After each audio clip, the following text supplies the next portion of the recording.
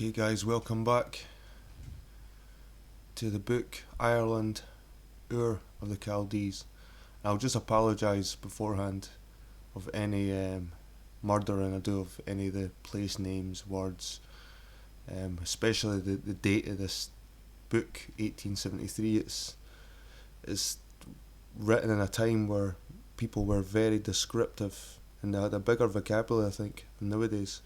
Because nowadays you can just pull out a picture or a video or a link to describe what you're talking about. Back then, they had to be very descriptive because they never had really images of it. I think that this is the reason why, but so forgive me of any bad reading or pronunciations of words, especially the Middle Eastern kinds, because obviously I'm not for these areas. Anyway, people. Chapter 1.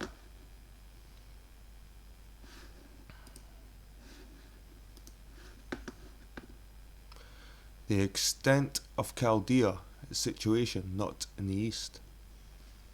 In bringing before the reader's attention the extent of ancient Chaldea, in which Ur, according to the best authorities, we do so in order to show that it was of such small dimensions as not to have contained the cities and kingdoms commonly supposed to have been within its area, and therefore that the district or country of Chaldea was not between the Tigris and the Euphrates.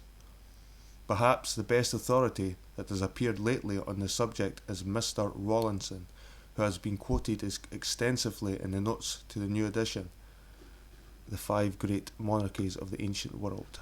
Mr. Rawlinson. The extent of Chaldea, of the Bible and elsewhere.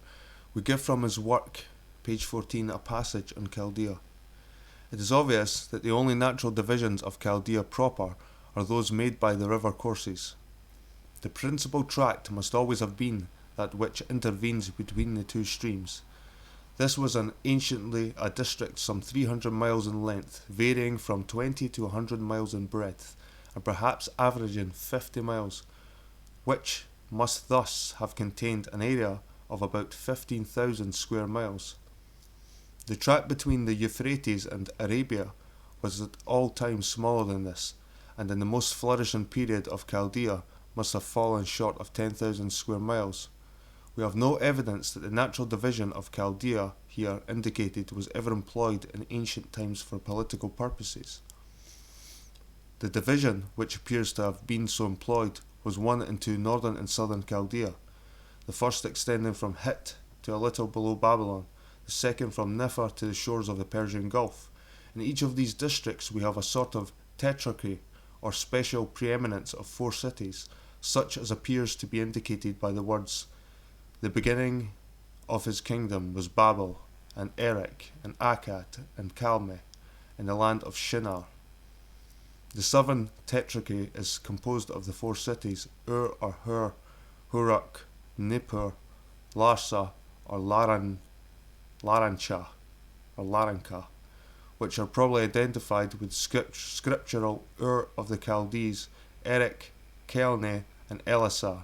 The northern consists of Babel or Babylon, Borsippa, Cutha and Sippara, of which all except Borsippa are mentioned in scripture.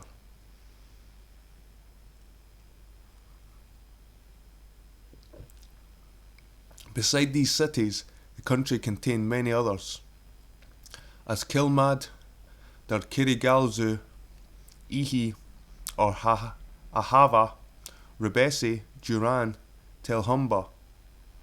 It is not possible at present to locate with accuracy all of these places. We may, however, in the more important instances, fix either certainly or, with a very high degree of probability, their position. And here's some notes at the bottom. I'll let you guys read this. They're just the small side notes. But I'll just continue with the main book.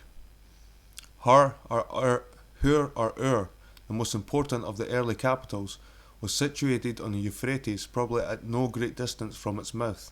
It was probably the chief commercial emporium in the early times, as in the bilingual vocabularies its ships are mentioned in connection with those of Ethiopia.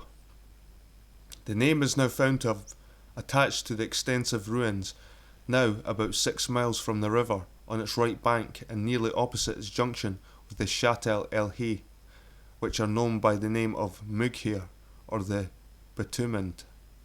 Now the substance of all this, that Chaldea proper was divided by the river's courses, or, in other words, lay between Tigris and Euphrates, anciently a district some 300 miles in length and perhaps averaging 50 miles in breadth, and that other tract between the Euphrates and Arabia was 10,000 square miles, or less than a third of the entire Chaldea, calculated to have an extent of 23,000 square miles, falling short of Ireland by more than 9,000 square miles. Then Mr. Rawlinson, in the wake of those who have written upon the subject before him, goes on to tell us of the probable situation of Ur or Hur, and that, according to Sir H. Rawlinson, it was probably the chief commercial emporium in the early times. It is not to be wondered at that Mr. Rawlinson follows upon the beaten track of discovery in this quarter. It is far safer so to do than to search for the truth in a new direction, which, however, is enticing and affording abundance to gratify the thinker, the archaeologist and scholar. Handed down to us are etymologies of names of places, doubtful as the positions of those places. The word Shinar suggests what is given as the Hebrew of it, nothing more. Shin, two, and Na, or a river. Chaldea is rendered the country, or dry land of Kazdam, which word is no doubt derived from chased, son of Nahor, who gave his name of the city of Nahor in Aram Naharaim. Aram, between the rivers, in Syriac, Beth Nahum, has the same signification. The Greeks, from the Hebrew, or Syriac, consequently compounded a word with the same meaning. Mesopotamia, or the country between rivers.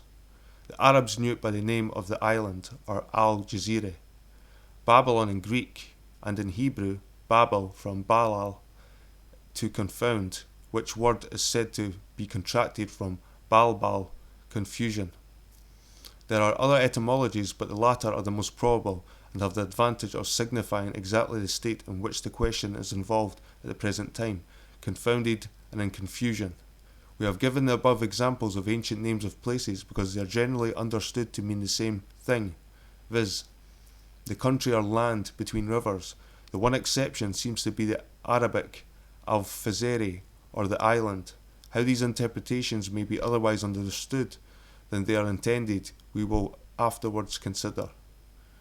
At present, it is obvious that our best scholars are undecided as to the correct meaning and geographical position of Shinar, Chaldea, Aram Naharaim, Mesopotamia, Al-Jazira, or even Babylon. We have looked in vain through the notes to the new editions of the Bible and thought, as we believe most people would before risking a conclusion to so important a question, that the great intellects engaged upon that work would evolve something tangible from the many hypotheses that have been constructed in defence of a locality for these most important scriptural places.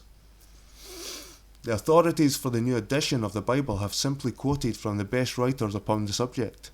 To Mr. Rawlinson they owe a great deal, but he unfortunately has left the question much in the same way as he found it. This is what was to be expected, for all the misapprehension about the question has originated with interpreters of the Bible making Shinar, Chaldea, Aram Naharaim, Mesopotamia and Babylon one place, and this principally because the words have a like meaning. Kala is confounded by Rawlinson with Calne. In Genesis, it is stated that the beginning of Nimrod's kingdom was Babel, Erech, Akkad, Calne, in the land of Shinar, but in verses 11 and 12 of the same chapter it is given, out of that land went forth Assur, and builded Nineveh, and the city Rehoboth, and Kala and Resen between Nineveh and Kala.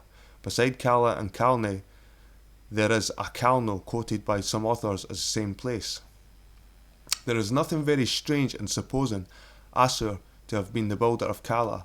Cala and Calne were not the same place. Cala, it may be allowed, was in the district claimed for it by Rawlinson, but that Calne was not there. It is sufficient to know Assur went out of a land called Shinar, of which Calne with Babel, Erech and Akkad was a beginning. Assur is described as having gone out of Shinar and built the cities of Nineveh, Rehoboth, Resen and Cala. For the situations of these cities there is ample evidence. The beginning of the kingdom of Nimrod should be understood as distinct from the building of Nineveh, Cala and other cities in Assyria attributed to Assur. Interpreters of scripture misled by often only a supposed meaning of the Bible names of places, which they find in Chaldee, Hebrew and Greek, and misled also by their anxiety to find all the beginnings of things in the East, have mistaken the testimony of the Aboriginal language of Europe and the countries over which it was spoken. That language admitted by philologists to have been before Greek and Latin and coexisted with Sanskrit, the language that gave names to the most of the mountains, rivers, the natural scenery of Europe, and bestowed on parts of Asia cognate words that endure yet almost unchanged, the Celtic. If those interpreters have availed themselves of the light shed by the Celtic languages upon the pages of the Bible over which they laboured, they would have not sanctioned the huddling together of so many countries and cities in Chaldea, a place not to be found even in the name of the whole Hebrew Bible. If it is our duty to seek the best means of proof, it is necessary to divest ourselves of prejudice while thinking over the book that contains so many truths about our first state and our future life. And that's the end of chapter 1, guys. Next is chapter 2. Hope to see you next time. Cheers.